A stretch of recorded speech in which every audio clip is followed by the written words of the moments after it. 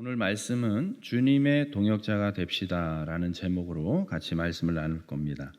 자, 우리가 로마서를 통해서 로마 교회 성도들에게 주는 이 하나님의 말씀을 들었습니다.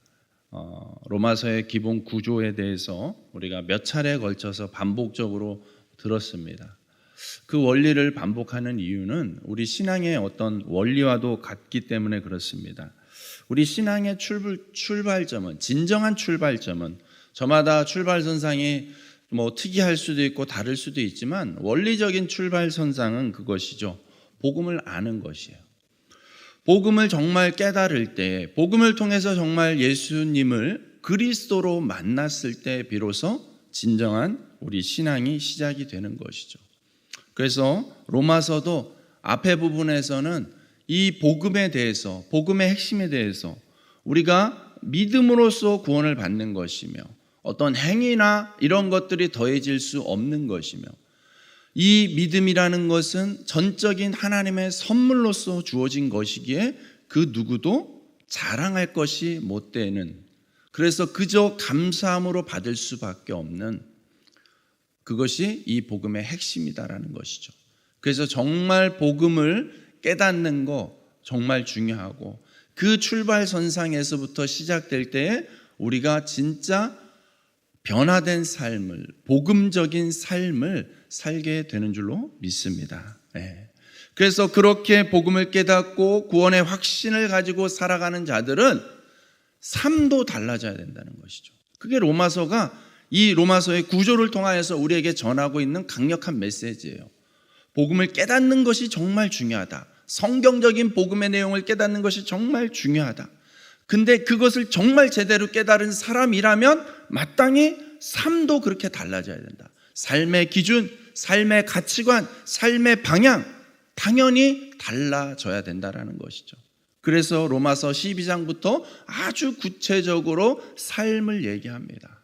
그러면서 이 복음적인 삶을 살아내는 것, 그것이 진정한 신앙의 고백, 신앙생활이라는 것을 우리에게 아주 구체적으로 강조하고 있습니다. 이제 그 장황한 이야기를 마무리하려고 합니다. 마무리함에 있어서 여러분 16장에 우리가 한 절반 정도만 읽었는데 16장 전체를 읽다 보면은요, 16장에 아주 독특한 특징이 있습니다.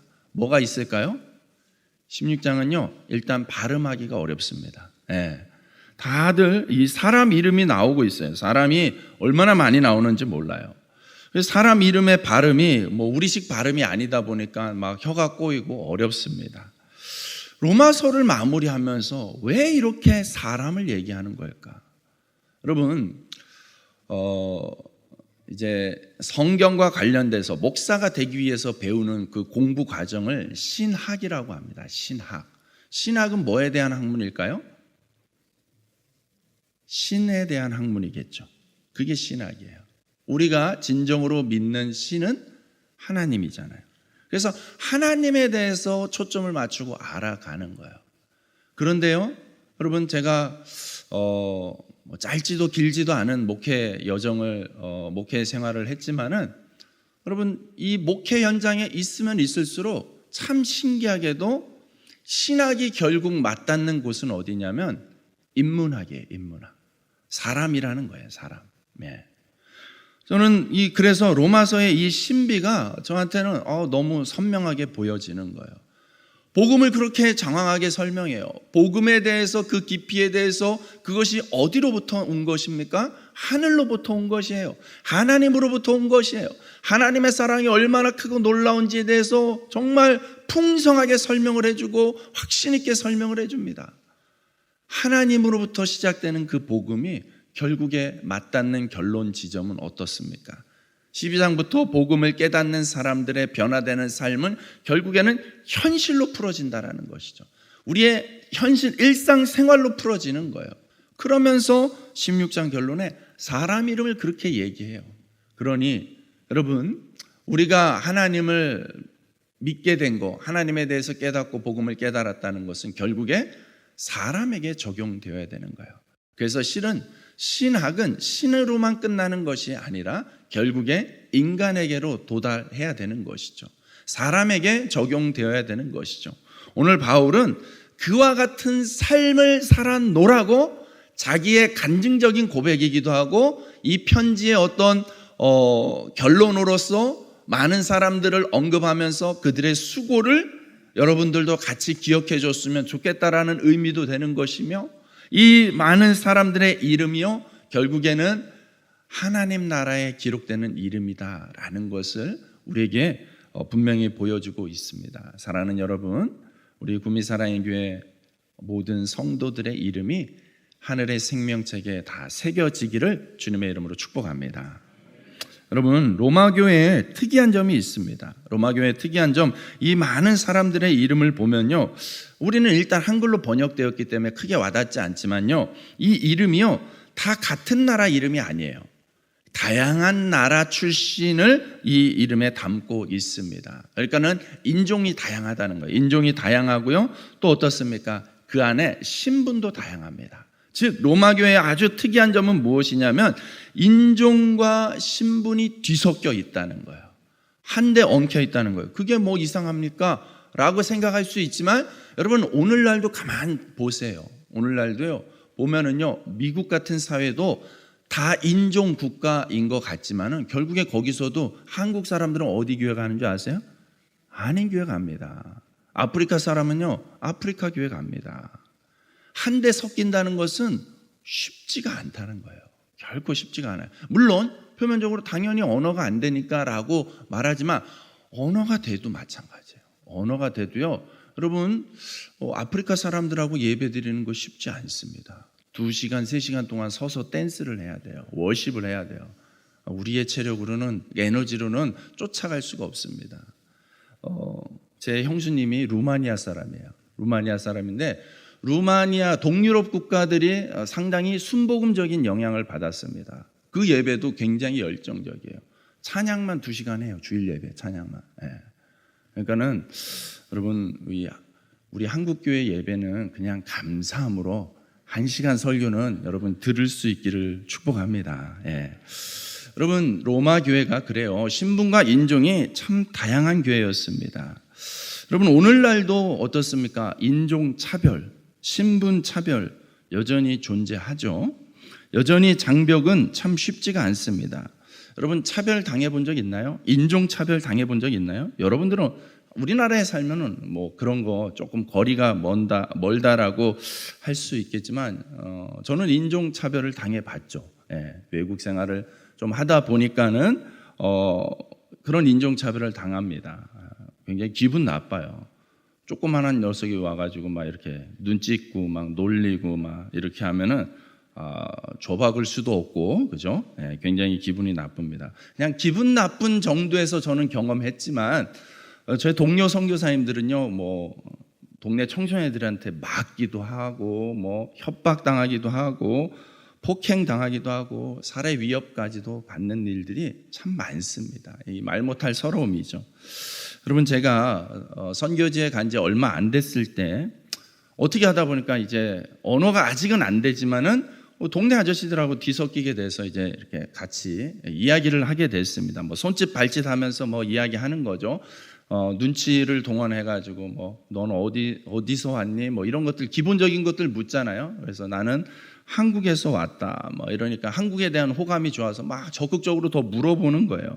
이것저것 물어보고 막 대답하고 하다 보니까 내가 한국에서 온 사람이고 난 가족들하고 같이 왔고 여기서 살려고 왔다. 뭐 이런 얘기들을 좀 했어요. 그러면서 제가 기독교인이라는 걸 얘기하니까 그 중에 한 아저씨가 굉장히 갑자기 표정이 많이 안 좋아졌어요. 그러면서 제가 갔을 때가 한참 중동 지역에 IS가 이제 활개를 치던 때였거든요. 근데 이제 그 아저씨가 저랑 탁 눈을 마주치더니만 이렇게 참수시키는 동작을 하는 거예요. 이렇게 목에다 이렇게 손을 딱 그으면서 이렇게 표시를 하는 거예요. 그 말은 안 통하는데 뭐라고 얘기하면서 했는데 제가 다행히 잘 못 알아들었어요. 알아들었으면 저도 막 열받았을 것 같아요. 근데 뭐 어쨌든 분위기로 딱 느껴지잖아요. 이게 분위기가 좀 전에 이 화기애애함과 좀 다르구나라는 걸 제가 느꼈죠. 그러면서 참 크게 쫄지는 않았지만 뭔가 되게 기분이 나쁘고 하여튼 그 뒤부터는 참 이렇게 순수하게 다가간다는 것이 조심스러워지더라고요. 예. 여러분, 그런 거예요. 그런 차별들, 인종차별들, 신분차별들 오늘날도 여전히 존재합니다. 그것을 뛰어넘는다는 것이 결코 만만하지가 않습니다. 여러분, 우리나라의 초기 기독교 역사, 이제 기독교 역사가 이제 100년 넘었다라고 말할 수 있어요, 우리나라가. 그런데 아주 초창기 때 우리나라에 아주 훌륭한 사례가 하나 있습니다. 전라북도 김제에 가면은 금산교회라는 곳이 있어요. 뭐 들어보신 분들도 있을 텐데, 금산교회가 유명한 거는요, 지금도 그 원형의 교회의 형태를 그대로 유지하고 있습니다. 거의 그대로. 물론 실제 예배는 그 옆에 새로 지은 건물에서 드리고 있지만 거의 박물관처럼, 향토 박물관처럼 그렇게 보존을 하고 있어요. 근데 그 교회의 모양이 뭐냐면 기역자예요, 기역자. 여러분, 우리는 이거는 일자라고 얘기할 수 있어요. 근데 기역자라는 건 뭐냐면 여기 강대상을 중심으로 해서 요렇게 통로가 하나 있고 요렇게 통로가 하나 있습니다. 이 여기는 없어요. 벽으로 막혀 있어요, 이렇게. 그래서 이 오른쪽에 있는 사람들은 왼쪽 편에 앉은 사람들 누가 앉았는지 볼 수가 없습니다. 기역자로 딱 막혀 있어요. 여기 강대상을 중심으로 해서. 왜 그렇게 지었는지 아세요? 100년 전이에요. 100년 전 우리나라는 구한말 조선시대잖아요. 그때 우리나라는요, 사회적으로 유교 문화가 강했어요. 남녀 7세? 지금 여러분들은 자동석이잖아요. 그죠? 그때만 해도 부동석이었어요. 절대로 같은 공간에 있을 수가 없는 거예요. 용납되지 않는 그런 시대였어요. 그러니까 이쪽은 다 남자, 이쪽은 다 여자. 같이 와도 다 그렇게 앉아야 돼요. 누가 예배 드렸는지 안 드렸는지 몰라요. 예. 그런 시대예요. 그런 교회였어요. 근데 그 금산교회가 막 초창기에 이제 미국 선교사님에 의해서 세워져 가지고 막 이제 복음을 열심히 전하고 막 부흥하기 시작합니다. 부흥하면서 많은 사람들이 모이니까는 이제 교회가 어느 정도 자리를 잡으면서 장로를 뽑는 그 때가 되었습니다. 그래서 교인들을 대상으로 해서 장로 투표를 했습니다. 후보 중에 양반 조덕삼과 그 양반의 노비가 되는 이자익이라는 성도가 이제 후보로 올라왔어요. 성도들이 투표를 했어요. 여러분, 누가 됐을까요? 양반이 있고 노비가 있습니다. 여전히 신분사회예요.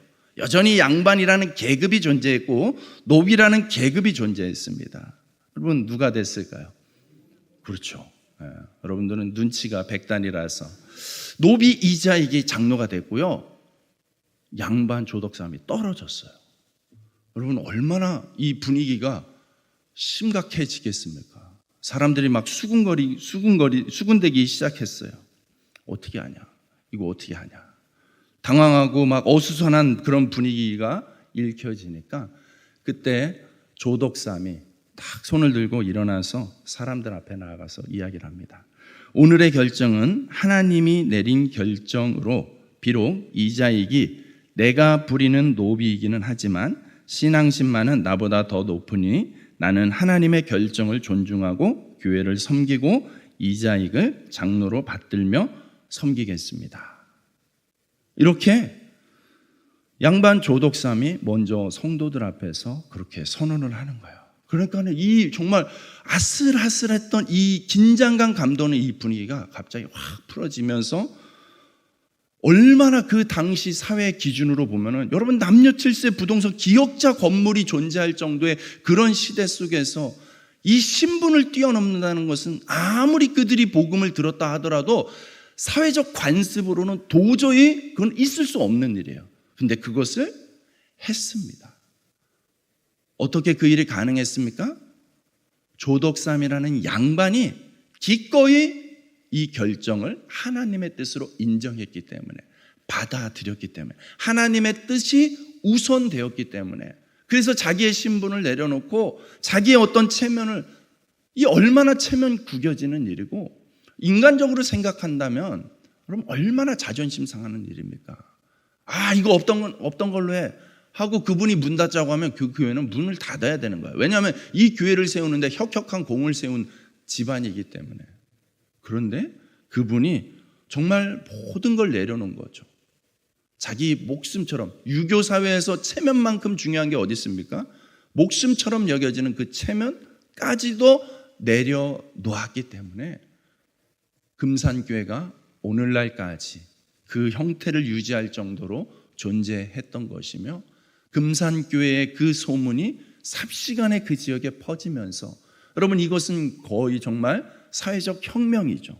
이 놀라운 혁명이 말로만, 구호로만 어떤 폭력 운동으로 일어난 것이 아니라 교회에서 복음을 듣고 하나님을 믿는 사람들에 의해서 펼쳐졌다는 것이 소문이 나면서 그 지역에 복음화가 그렇게 빠르게 이루어질 수 있었던 거예요. 오늘날도 여전히 전라도가 복음화율이 높잖아요. 이런 일들이 곳곳에서 있었기 때문에 복음이 그렇게 빨리 뿌리를 내리고 전파될 수 있었던 것이죠. 오늘 그와 같은 모습이에요.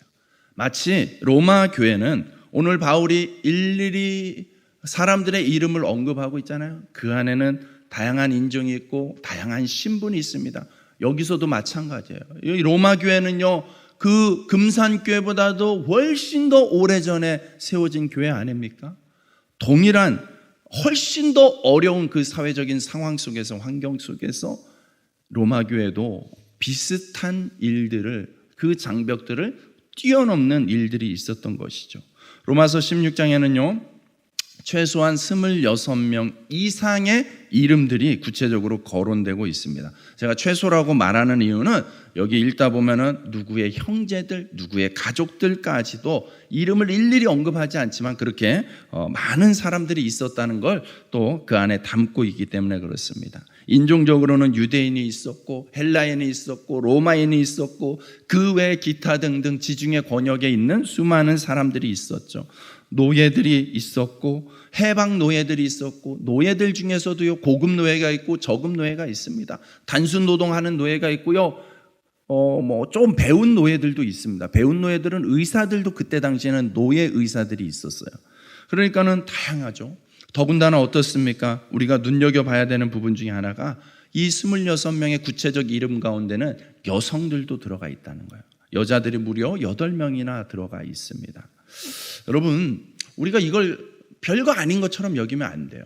또 어떤 오늘날의 페미적 관점으로 보면 26명 중에 6명밖에 이름을 적지 않았기 때문에 성경은 굉장히 여성에게 차별적이야 라고 말하면 그거는 정말 너무 역사를 무시하는 행동이에요.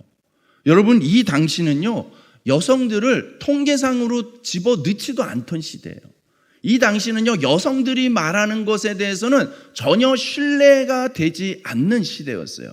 여성들은 법정 증인의 자격도 되지 않는 시대였단 말이에요.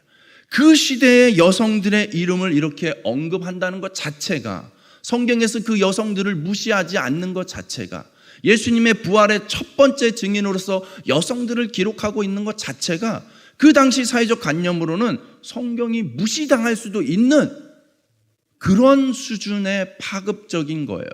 그것까지도 내어놓고 감당하면서 감수하면서 성경은 여성을 품고 있다라는 거, 그런 관점으로 여러분들이 볼 수 있기를 축복합니다. 자, 첫 등장하는 여성 이름이 베베입니다. 베베는 여성도예요. 당시 사회관념에 이 여자들, 그렇게 무시받는 여자들인데 바울이 첫 번째로 언급합니다. 이 베베라는 여성을. 그런데 베베의 소개를 보니까는요, 바울은 베베가 나의 보호자였다, 나의 후견자였다라고 그렇게 치하를 합니다. 그렇죠. 베베는 2차 전도 여행 때 만났던 여인이에요. 그런데 이 여인은 좀 재력이 있었던 것 같아요. 그래서 바울이 복음 사역할 때요, 많은 물질이 필요했을 겁니다. 많은 곳을 다녀야만 했고 사람들 만날 때마다 돈이 필요하잖아요. 그런데 그런 물질들을 적극적으로 후원했던 여러 사람 중에 대표적인 사람이 이 베베라는 여성이었다는 것이죠. 여러분, 오늘날도 사회적 인식이 여전히 여성에 대한 차별이 있습니다. 그런데 보세요. 여러분, 지금도요 남성이 많습니까? 여성이 많습니까? 이 교회 안에 여성이 많죠. 오늘날도 사회적으로 여성이 조금 밀리는 그런 부분도 있지만은, 인식이 그렇지만은, 여러분 오늘날도 교회 안에 이 여성들이 많습니다. 교회 일이요 실은 우리 여성도들이 움직이지 않으면 제대로 안 돌아갑니다. 그러니까 여성도들이 계신 것을 너무나 귀하게 여기시면 좋겠어요. 지금 이 기도의 자리에도 여성도들이 모이지 않으면 여러분 얼마나 생각만 해도 끔찍하죠? 썰렁할 겁니다. 예. 여러분, 이 말은 여성이 훌륭하고 남성은 훌륭하지 않다, 이 얘기하는 것이 아니지 않습니까? 당시 사회적으로 여성을 무시하는 상황에서 여성도 무시할 대상이 아니라는 것을 강조하고자 하는 것입니다. 교회는 오히려 사회적으로 연약해 보이는 자들을 통해서 더 귀하게 세워지는 줄로 믿습니다. 자기를 내세우고 드러내기보다는 묵묵히 일하시는 분들의 수고를 통하여서 교회가 세워지고 하나님 나라가 확장되어지는 줄로 믿습니다. 그렇기에 복음을 듣고 복음을 믿고 복음적으로 살기를 소원하는, 그렇게 결정한 저와 여러분들은 이 사회적인 약자, 특히 여성들 존귀하게 여기고 귀하게 대할 수 있기를 주님의 이름으로 축복합니다. 자, 또 보십시오. 브리스가와 아굴라라는 부부를 소개합니다. 이들은 부부예요, 부부. 자, 얼마나 바울에게 힘이 되었는지 바울을 위하여 자기 목까지도 내놓았다고, 바울을 위하여 자기들 목숨까지도 내놓았다고 소개할 정도로 브리스가와 아굴라는 아주 특별한 동역자였습니다.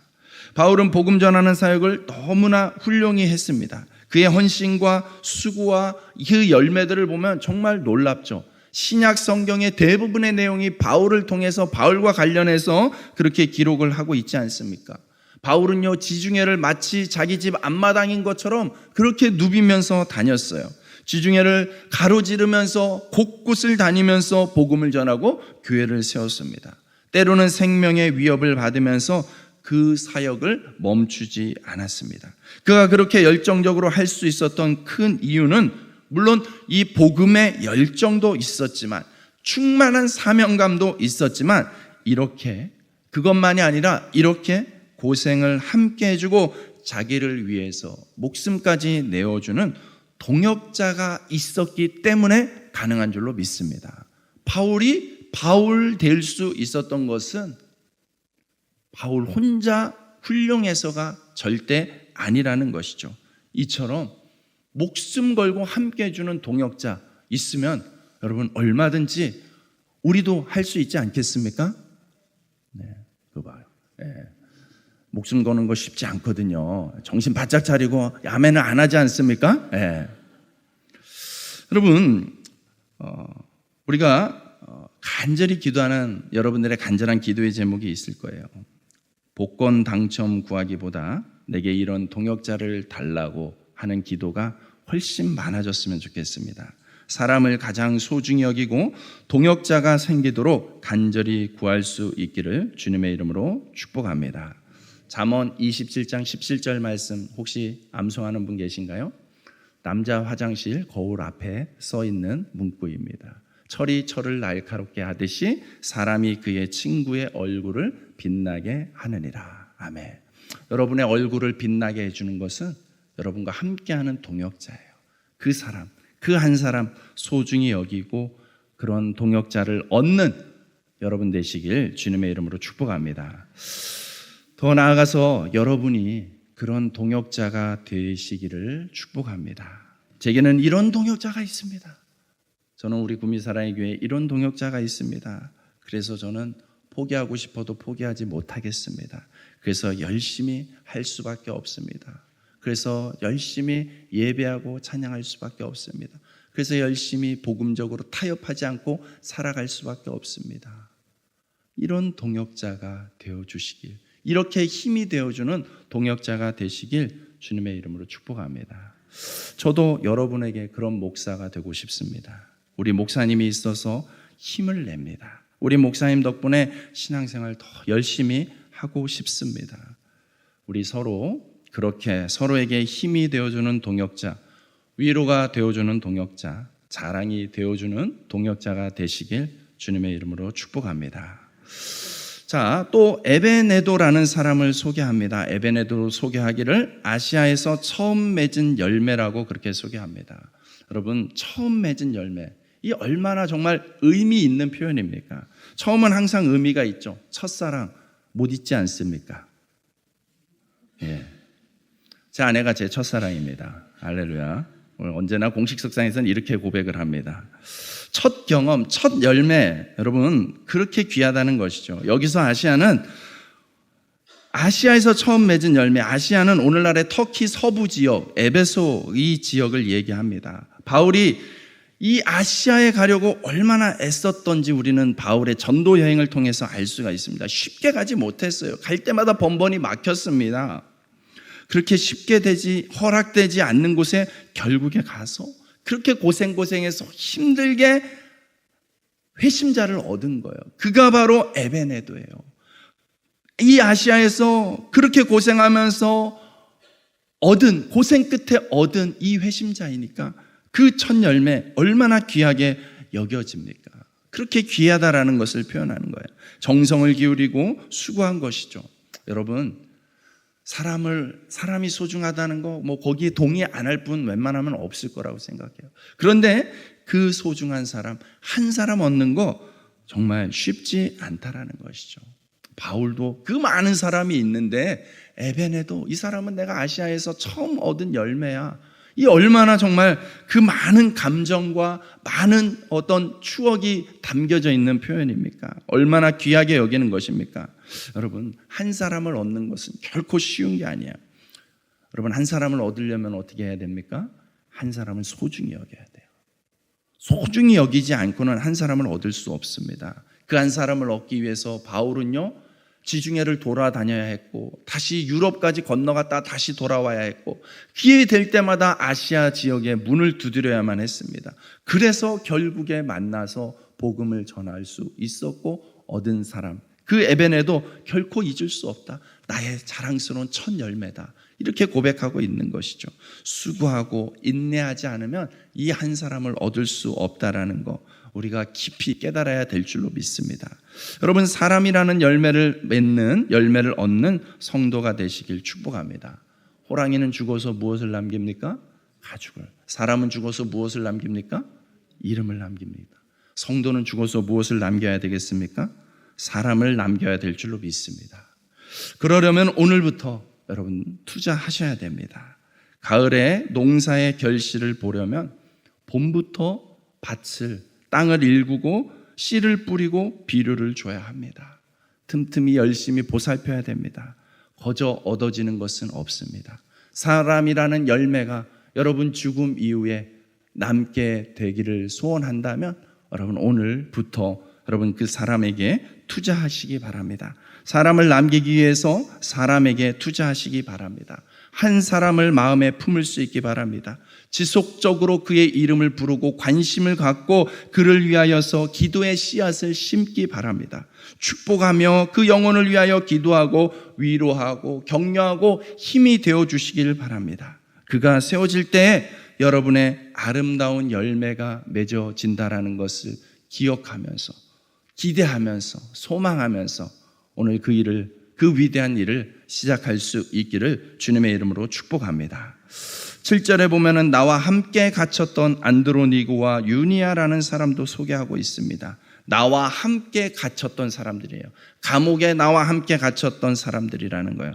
여러분, 동거동락입니까? 동고동락입니까? 헷갈리죠? 동거동락. 예. 동고동락이죠. 발음이 비슷해서 헷갈리지만 동고동락입니다. 괴로울 고, 즐거울 나. 괴로움도 함께하는 것이고 즐거움도 함께하는 사이라는 것이죠. 여러분, 좋을 때만 같이 있는 사람은 잘 모릅니다. 어려움 당했을 때, 내가 어려움 당했을 때 어떻게 내 주변에서 나를 어떻게 대하느냐가 그 사람이 진짜인 것이죠. 어려움 당한 사람과 어려움 당했을 때 함께 해주는 사람이 진짜 함께 해주는 사람이지 않겠습니까? 여러분, 어려움 당한 사람들과 함께 해야 된다는 것은 다 동의하시지만 그렇게 실제 하고 있는지 모르겠습니다. 어려움 당한 사람과 함께 해주는 거 정말 어려운 일인 것 같습니다. 함께 우울해 줘야 되고 함께 경제적 문제라면 도움도 줘야 되는데 부담도 됩니다. 어려운 처지를 외면하지 않는 거 주님이 우리를 대하셨던 모습입니다. 여러분, 저도 좀 부끄러운 고백을 하기는 이제 제가 이 지역에 내려오면서 가까이 이제 후배가 있었어요. 전에부터 연락하던 후배가. 근데 그 후배가 얼마 전에 큰 일을 겪었습니다. 이민 준비를 하고 있는데 갑자기 사모님이 그 아내가 교통사고를 당해서 팔을 절단하는 그런 수술을 당했습니다. 모든 계획이 무너졌어요. 얼마나 힘들고 얼마나 막막할까. 그러니까 근데 같이 하고 싶은데 뭔가를 해야 되는데 이게 너무 크니까 제가 어떻게 해야 될 줄을 모르는 거예요. 겨우 하는 것이 계속 그냥 연락하는 정도. 그냥 내가 너랑 함께 할게, 기도할게, 이 말 해주는 거밖에는 안 되더라고요. 함께 하는 것이 그거밖에는 안 되는 거예요. 힘든 거예요. 그러니까는 그 친구 만나는 것도 연락하는 것도 실은 굉장히 부담스럽고 힘들어요. 뭔가 도움은 되고 싶은데 힘은 되고 싶은데 어떻게 해야 될지 모르는 것이죠. 여러분, 그래서 고통 중에 있는 자와 함께 하는 것이 그래서 귀한 거예요. 그래서 정말 특별한 거예요. 그래서 그것이 가치 있는 거예요. 여러분, 이들 중에는 노예들도 참 많았습니다. 이 바울이 언급하는 이 사람들 중에는 노예들도 많았습니다. 그 신분들을 다 뛰어넘는 것이죠. 로마 교회의 성도는 신분도 인종도 뛰어넘으면서 하나의 거룩한 사명으로서 뭉치고 함께 했던 것입니다. 하나의 거룩한 사명 앞에 얼마든지 나와 다른 것을 뛰어넘는 사람들이었기에 로마 교회가 특별했던 것입니다. 여러분, 다르다는 거, 나와 다르다는 거, 나와 다른데 그것을 뛰어넘는다는 거, 여러분 어떻습니까? 결코 쉽지 않습니다. 다름은 말로만 다르다고 하는 것이 아닙니다. 실제 다르면 어떻습니까? 불편합니다. 나와 생각이 다르고, 나와 의견이 다르고, 나와 마음이 다르고, 나와 관심이 다르다? 불편할 수밖에 없습니다. 그런 사람과 함께 한다는 거 불편할 수밖에 없습니다. 여러분, 다름이라는 것은 기본적으로 충돌하는 것이에요. 그런 충돌은 정말 불편함을, 때로는 희생을 낳기도 합니다. 그런데 하나가 되기 위해서는 그런 충돌을 넘어서야 합니다. 그러려면 어떻게 해야 됩니까? 누군가는 내려놓아야 되는 것이죠. 누군가는 희생하는 것입니다. 누군가는 양보하는 것입니다. 다른데 하나가 되었다? 특별한 것이죠. 분명히 그것은 거저되어진 것이 아닙니다. 그 가운데는 그렇게 다른데도 불구하고 하나가 될 수 있었던 것은 희생이 있었고 양보가 있었습니다. 인내가 있었고 포용해주는 대가를 지불한 것입니다. 그렇기 때문에 그런 과정들을 통하여서 이 로마 교회가 하나가 되었기 때문에 로마 교회는 특별할 뿐만 아니라 로마 교회는 능력이 있었던 것입니다. 로마 교회가 하나 되는 거, 그 하나됨을 통하여서 사명에 충실하고 사명을 완성하는 데까지 나아갈 수 있었던 것인 줄로 믿습니다. 사랑하는 여러분, 우리 구미사랑의 교회는 어떻습니까? 여러분, 저도 꽤 많은 교회들을 섬기면서 교회들을 봐왔습니다. 교회들마다요, 정말 다양하고 다른 사람들이 있습니다. 그런데 그 다름 때문에 때로는 갈등할 때가 있고 충돌할 때가 있습니다. 힘들어할 때가 있습니다. 근데 그것을 극복하고 뛰어넘을 때, 하나가 되어질 때에, 그때 그 교회가 정말 강력해지는 것을 봅니다. 우리 구미사랑의 교회도 그런 교회 되기를 주님의 이름으로 축복합니다. 여러분, 이렇게 하나가 되고 싶은데 늘 이렇게 바울이 사역했던 것을 보면은 늘 이렇게 협조적으로 일이 진행되어진 것만은 아니에요. 한편에서는 또 다른 반대자들이 있습니다. 회방꾼들이 있습니다. 하나 되는 거 원치 않는 사람도 있습니다. 17절 말씀에 보면은 형제들아, 내가 너희를 권하노니 너희가 배운 교훈을 거슬러 분쟁을 일으키거나 거치게 하는 자들을 살피고 그들에게서 떠나라. 내가 너희에게 권하노니 교훈을 거슬러 분쟁을 일으키는 자들이 있다는 거예요. 분쟁을 일으키는 자들, 거치게 싸우고 갈등하게 만드는 자들이 있다는 거예요. 여러분, 그 실체가 누굽니까? 사탄이에요. 사탄은 어떻게든 교회를 하나 되지 못하도록 막는 거예요. 무너뜨리려고 하는 거예요. 틈을 노리고 있습니다. 우는 사자, 배고픈 사자와 같습니다. 호시탐탐 서로 분열과 갈등을 일으키도록 만드는 거예요. 그러니 사랑하는 여러분, 갈등과 분열의 틈을 사탄에게 내주지 마시기를 바랍니다. 저절로 우리가 하나 되어지지는 않습니다. 정말 처절하게 노력해야 됩니다. 서로가 노력해야 됩니다. 희생과 양보는 말이 좋지, 그렇게 하려면 여러분 속이 문드러지죠. 속이 문드러집니다. 얼마나 아프고 괴로운지 몰라요. 희생한다는 거, 양보한다는 거 쉽지가 않습니다. 그런데 그 괴로움과 그 아픔은 값진 고통인 줄로 믿습니다. 그 값진 고통을 통하여서 교회의 하나됨을 비로소 지켜낼 수 있는 것입니다. 정말 가치 있는 것에 여러분 그 속이 문드러지는 값을 지불하고 있는 것입니다. 기꺼이 거룩한 수고를 감당하는 저와 여러분 되시길 주님의 이름으로 축복합니다. 분쟁을 일으키는 자들의 특징을 보십시오. 18절에 이 같은 자들은 우리 주 그리스도를 섬기지 아니하고 다만 자기들의 배만 섬기나니 교활한 말과 아첨하는 말로 순진한 자들의 마음을 미혹하느니라. 그들은요 그리스도를 섬기는 자들이 아니라는 거예요. 그리스도를 섬기는 자들은 이렇게 하지 않는다는 거예요. 그리스도를 섬기지 않는 자들은요 자기들의 배만 위하는 자들이에요. 자기들의 배만 위한다는 게 뭡니까? 나밖에 모른다는 거예요. 자기 중심적이라는 거예요. 자기 손해는 보려고 하지 않는다는 거예요. 자기는 물러서면 안 되는 거예요. 자기의 명예, 자기의 자존심을 지키기 위해서 교활한 말, 아첨하는 말도 스스럼 없이 하는 자들이에요. 여러분, 사탄의 특징이 사탄의 특징 중에 하나가 뭐냐면 말을 잘해요. 그럴듯하게 꼬시지 않습니까? 여러분, 하와를 꼬실 때에 여러분 정말 그럴듯한 말, 얼마나 그럴듯한 말을 했으면 전에 관심도 두지 않았던 그 선악과가 그 말을 듣는 순간 보암직하고 먹음직하게 새롭게 보이겠습니까? 얼마나 말을 잘했으면. 여러분, 사탄은 유혹의 말을 잘합니다. 사탄의 말을 듣다 보면 자꾸 눈이 뒤집히는 거예요. 여러분, 말만 앞서는 자들을 조심해야 됩니다. 말을 분별할 수 있어야 됩니다. 그렇기 때문에 여러분, 이제 학교 졸업했다고 지혜는 저는 필요 없습니다. 이렇게 하시면 안 돼요. 더 지혜를 구해야 돼요. 더 지혜를. 말을 분별할 수 있는 지혜. 말을 분별할 수 있는 지혜를 통하여서 사탄에게 틈을 내주지 말고 정말 사랑이 담긴 말을 받고 사랑이 담긴 말을 할 수 있는 저와 여러분 되시기 바랍니다. 여러분, 한 주간 우리 마태복음 읽고 있잖아요. 마태복음 읽으면서 예수님께 책망받는 사람들이 있는 것을 우리가 보게 됩니다.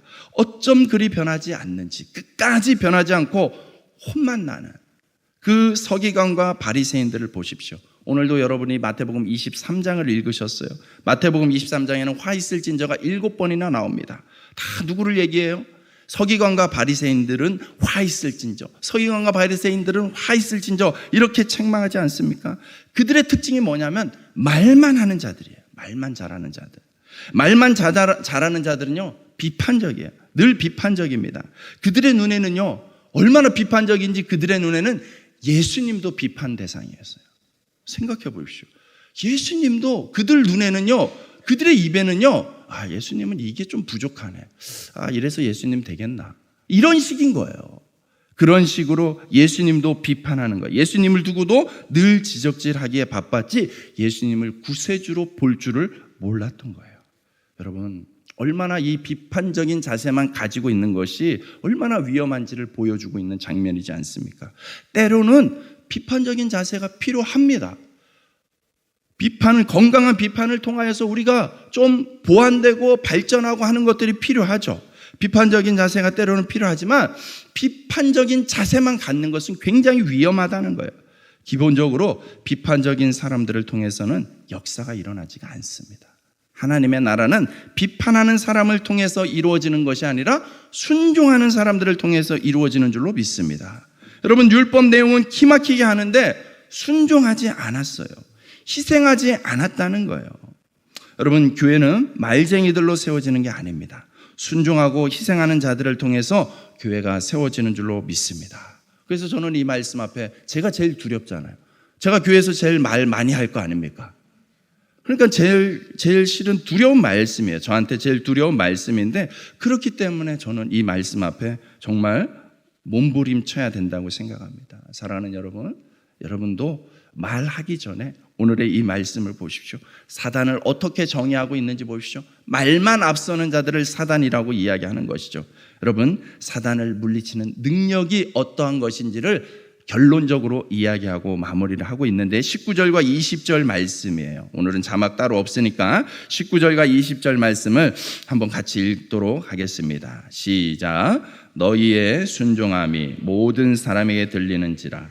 그러므로 내가 너희로 말미암아 기뻐하노니 너희가 선한 데 지혜롭고 악한 데 미련하기를 원하노라. 평강의 하나님께서 속히 사단을 너희 발 아래에서 상하게 하시리라. 아멘. 여기까지만. 아멘. 네.